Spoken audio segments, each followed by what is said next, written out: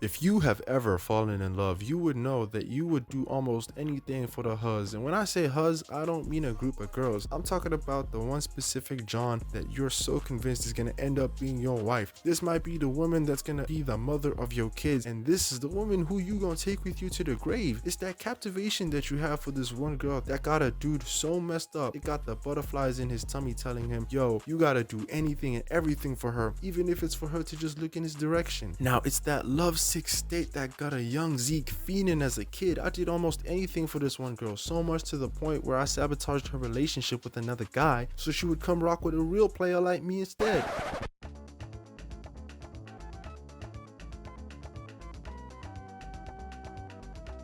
This story takes place back when I was in 3rd grade. So this was 2013. I was around 9 years old. There was this one girl I was so far gone for. We gonna call her Jamie. At this point in time, I liked this girl for 2 years, which sounds crazy. I know.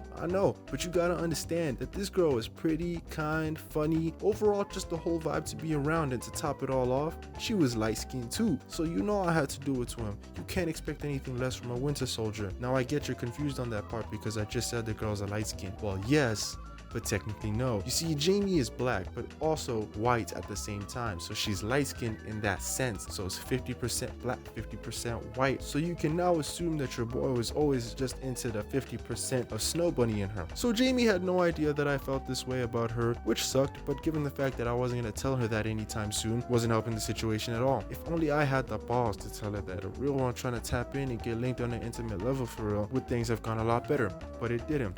Cause I'm scared of women. Another problem was that Jamie had her sights set on some other bozo who we'll be calling Max. Now, what would you expect a hopeless kid like me to do in this situation? Sit back and just take my L?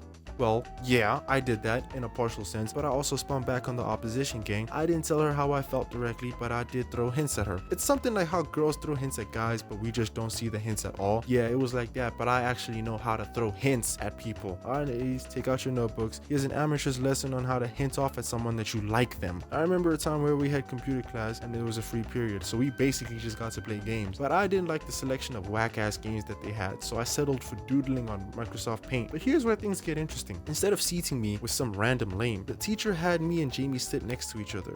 Oh, nah. Give this teacher a round of applause for that pre-game clutch because it is absolutely phenomenal. Shout out to them for real. So the whole lesson, Jamie and I are just talking, having a fun time, having a drawing competition on Microsoft Paint, just kicking it off and everything, until it got to the point where I just whispered to her that I thought she was hot. Get out! Now, even I don't know why I decided to tell her that. I just did, alright? I cringed from it, you cringed from it. We can move on. I can't turn back the hands of time. I really wish I could, but I can't. Since I whispered all of that, she said she couldn't hear me. So I ran it back one more time, and she still couldn't hear me. Okay. So you're just here to humiliate me. Alright, you idiot. Let me slow it down for you and paint you a Picasso standard picture so you can get what I'm saying. I wrote down the sentence onto Microsoft Paint. Now, do you know how hard it is to use a mouse to paint? It ain't easy. I promise you right now, what I wrote could be mistaken for an ancient hieroglyphic or something, but Shawty could see the words clear as day and repeated it out loud. Giggled afterwards, saying, "Oh, that's sweet, thank you so much." And I'm in my head thinking I'm in my bag. I finally got her in my grasp. Only for me to become the topic of discussion during recess between her and her friends. I noticed them looking at me, laughing and shit. I thought I was cooked, but that was the least of my problems because even after all that Microsoft Paint Rizz that I used on her, Shawty is still doing tricks on Max and not me. Now, people would say that she was his #1 glazer, and I couldn't agree anymore because how you go and curve my once every blue moon mouthpiece for that loser? So like how anyone would, I was not about to go out sad like that, and I decided to take things to another level. A necessary but also unnecessary level. There was a bake sale that was coming up soon, so that sparked up an idea in my head. The bake sale was on a Friday and was also during recess, where there was no one in the class. So I could use that opportunity to slide a diss track against Jamie from Max into her book bag. When she looks through her book bag, she'll see it, and then boom, she's gonna start hitting on Max and then come crying into my arms. How I even thought of that as a 9-year-old is beyond me, but I gotta hand it to myself. It was a pretty decent plan. But how I was gonna make that plan work was a different case. I had 1 week before the bake sale, so I made like Batman, started with some prep time, and I was analyzing her schedule. And when she opens up her book bag,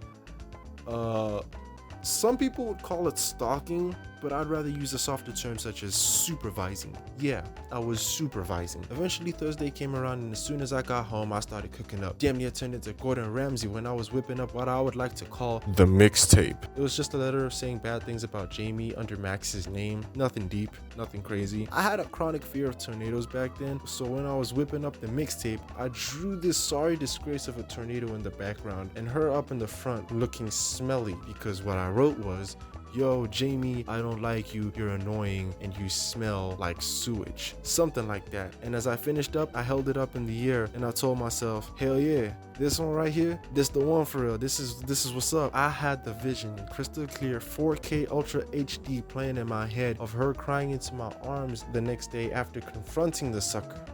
Man, I was so high on delusion. So we skip forward to Friday morning. I'm about to head out the crib and I almost forget the mixtape, so I quickly grab it and I make my way to school. And I couldn't have asked for a better time for the stars to align in my favor, because when I tell you I was lucky, I was lucky. Why? Well, all I can say is that my appreciation for janitors was born on that fated Friday morning, because they left the classroom door wide open, and you know I took that opportunity, slid into the classroom and planted the mixtape. Even better, since nobody was around, I planted the mixtape, so now it's just a matter of waiting on Jamie to find it and read it. That took way longer than I expected. So basically the whole morning I was just sitting at my table wondering why she hasn't seen it yet. Did I put it in a place where she wouldn't see it? Did she see it already and just not care? Did somebody else find it?